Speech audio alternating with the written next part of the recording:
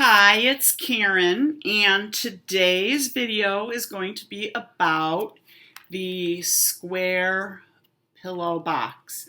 I'm kind of moving this around because I want you to be able to see how neat that silver foil cardstock bow looks, and because I've got light coming from three directions and it's all different light, it's kind of hard to see it.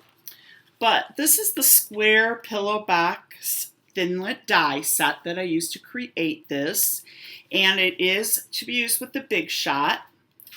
And I love the way all of our things kind of mix and match and go together. But these are all the pieces that you get in this set. You get the part for the box, which we will be using. And you get squares to make a label.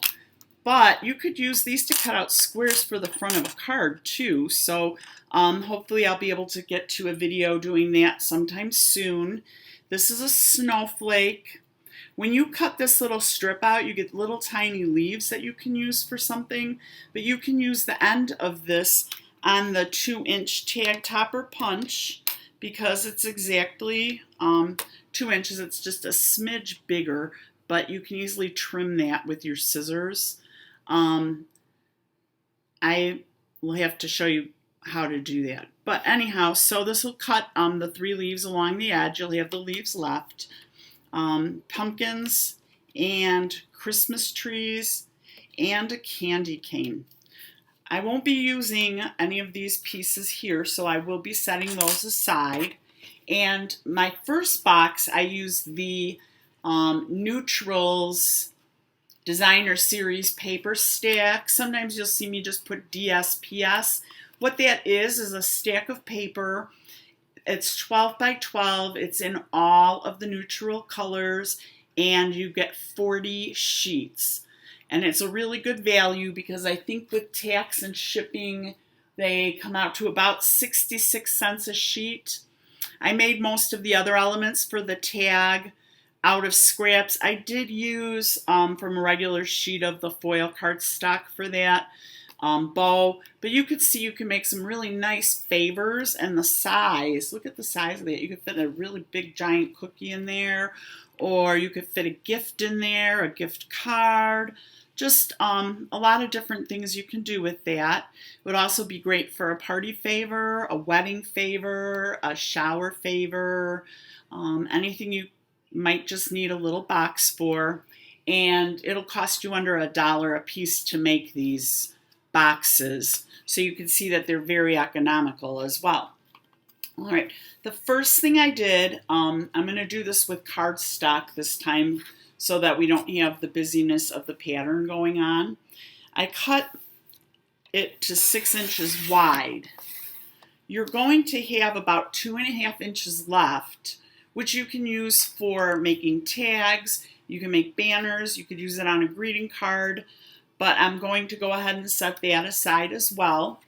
And I used my Stampin' Trimmer to cut that. One thing nice about our trimmer is it's super sturdy. The blades are changeable when they get worn out. You don't have that wire that frays or bends, and you get a perfectly straight, clean cut every single time. And to top it off, it has a scoring blade, so when you're doing things that you need to score, it will score that perfectly for you at the exact measurement that you need. All right, so now I'm moving on to my Big Shot, and I'm going to place it sideways, hopefully so that everyone can see. There's a handle on this side, and that's how you make your Big Shot work. It just goes from, you can go from back to front, but I have to use it sideways in order for you to see the whole thing in the video. So I just wanted to show you that there is a crank that I will be using, and no electricity. You don't have to find an outlet. It's 100% portable, so if you're going to any crops or anything like that, it's just a really good tool to have. And as you start collecting your dies, you can mix and match those as well, because there's different elements on different dies that you might want to use. So you're going to need 2 of the main part here. So I'm going to cut 1, and make sure your plates are completely lined up and everything is all in alignment. And then you kind of just give it a little push till your handle starts to turn. And you just kind of crank it through. Now it will make a noise because it does cut into the bottom plate, but that's all right. It was designed to do that. And here's your first piece, and it's cut and scored for you. So when they first started doing the framelits and things for the Big Shot, they were a little bit more primitive, but they are just coming up with some amazing things. So here's the second piece I'm going to cut. Again, I'm going to make sure my plates and my platform are all lined up, just like a sandwich. And if you can't get it to go through easily, that means you don't have it lined up properly. So you just start it again until your handle starts to move. And I should be holding it on the top, but I'm trying to show you with the camera how it works. And so here's the second piece. Look at how fast, easy. If you are doing something for an event or a party, you could actually have like a little production line going. So that's the 2 that you needed. And these pieces right here, just simply cut these squares just like that. You can cut more than one item at a time as long as you're not cutting in the middle like of something like that piece. And you can see how the 2 tags fit together. That's the bigger one, that's the littler one. And this little snowflake piece I cut from a piece of silver glitter paper. But look at how beautifully and how cleanly that cuts. And it's much prettier and more detailed than you would get with a punch. Unless you have a bigger image, a punch is okay. So I'm just going to take these off. I'm going to move my Big Shot out of the way, and we're going to get to assembling our square pillow box. Okay, so what I first like to do is just start by kind of going around the curved edges just to get them a little bit started without really bending it. We don't need to, work on that too hard. You just kind of press along that edge. And then on this side, you just want to press along that edge. Once it goes together, they'll fit in, but I do like to just kind of get it started so that we're not ruining it. All right, and then take your sides and score those as well. I like to use my bone folder. It gives it a nice score, nice clean score. And I'm just going to start the edge on this one again as well. We want those to lay nice and flat when we close up our pillow box. Again with the bone folder. All right, now this is the part where it could get tricky, but it's not going to because I'm going to talk you through it. This flap is what folds underneath, okay? But we're going to lay that out flat like that. Same thing with this. This is the top of our box, and this flap folds under. I am going to take the tear and tape adhesive. This has replaced our red sticky tape, and I like it a lot because you have more control over it, first of all. And second of all, it just tears. You don't have to worry about finding an end on it because the end is easy to find. You just tear it to the length you need. I am going to need 2 more smaller pieces just to give that a snug fit in the corner. And I am using my scissors. You don't have to tear it. I'm using my scissors just to make it fit more the way I want it to. And then on this side again, you can just tear. Now the one thing about this is it is angled, so you may want to use your scissors to just kind of cut along the edge. I should have done that on that one, but I didn't really want to waste any tape. And so we have it on the outside of our flap. This is not going to show. These flaps are going to be on the inside. So while it's on the side that is our outside of the box, the flap is going to go on the inside. What you're going to do next is flip them both over, and you're going to line up this point right there with that same point on the other side. And when you're sure that it is where it's supposed to be, give that a rub on that tear tape. The one thing about that tape is that it is a permanent tape and it's heavy duty, so it's super sticky. You want to use that to make sure your package stays together. So you just flip this over then and tear off the backing on this strip, and I'm going to trim it just a little more. You don't want it to be like stuck to itself. All right, so when you line up this side, you can see it just lines up perfectly, and there you have it. There's your box. Now, if I weren't explaining this, I probably could have made 3 by now, but because I'm stopping to talk and point things out to you, I'm only making the 1. And so you see how those ends fold in, just like that. And your ends fold in again.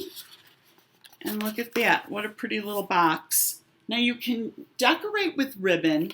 You could put a belly band. There's a lot of different ways that you could decorate this. You could use some washi tape, whatever you would like. I don't have any thick ribbon handy, or I would do it with a thick ribbon. And on one side, because that's going to be the closed side,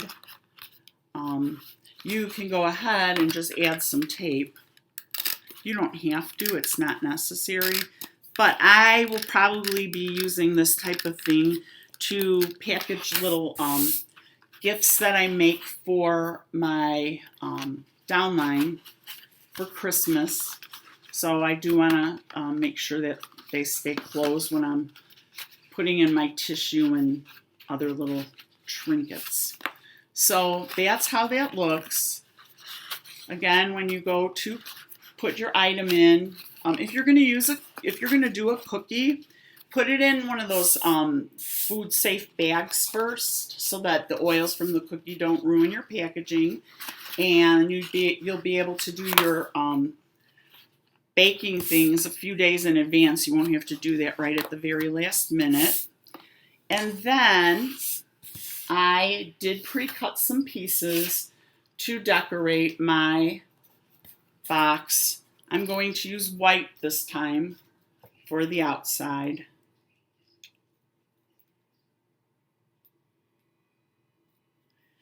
So there's my thing from the square, and it makes these cute little corners.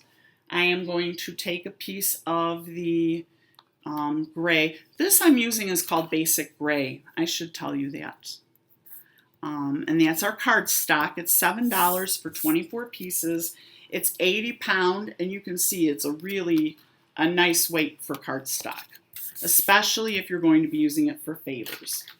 So I am going to go ahead and put my square on using my snail adhesive and center it the best you can. When you make things, it never really has to be perfect. That's just something that I like to let everyone know. And I cut with the snowflake punch that goes with our stamp set that I will be showing also. It's called the Snow Flurry Punch. It's in our holiday catalog. And I punched with the silver glimmer paper, and the dazzling diamonds. And then I took the little one, the little snowflake that I cut out from the square pillow box set, and I just layered it to make a snowflake. So I'm going to go ahead and add those together.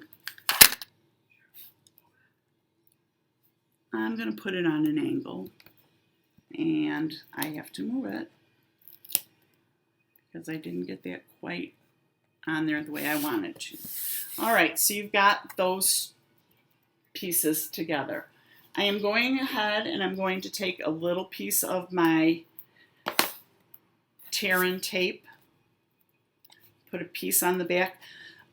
There's a coating on the back of the glitter paper, so you need something just a little more sticky to hold it. The Tombow works, but my recommendation for that is that you put it on, put your item where you want it, and leave it alone for about 2 minutes to give it a chance to dry. If you play with it, it will move all over the place, and that's not something we would like to happen. You'll just frustrate yourself. So the one trick about using Tombow is to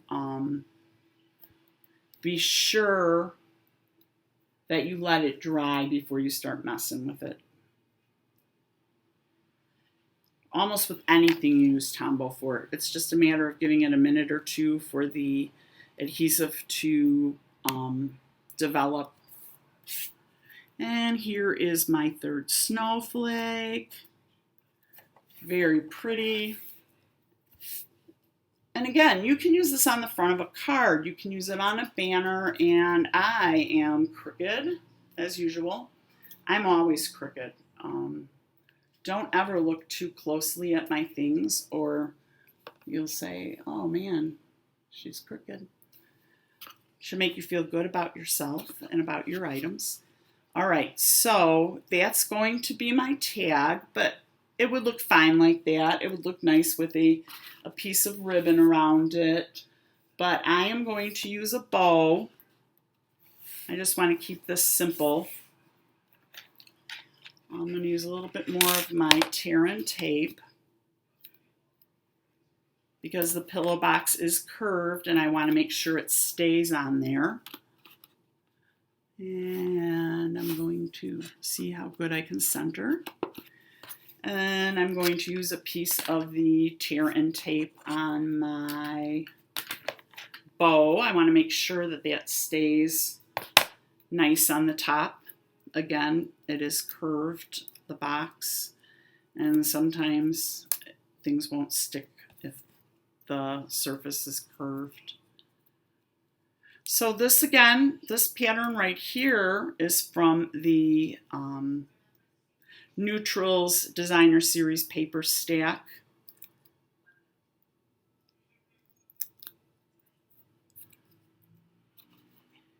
And I will put my bow right like that. And look at how cute. Oh, I didn't push hard enough. Sorry, folks. All right. You're going to reach underneath like that and just add your bow. All right. So you've got a nice, really cute little party favor or a gift box. You could put a gift card in here. And I hope you enjoyed the video and that you will subscribe to my YouTube channel. Thank you and have a great day.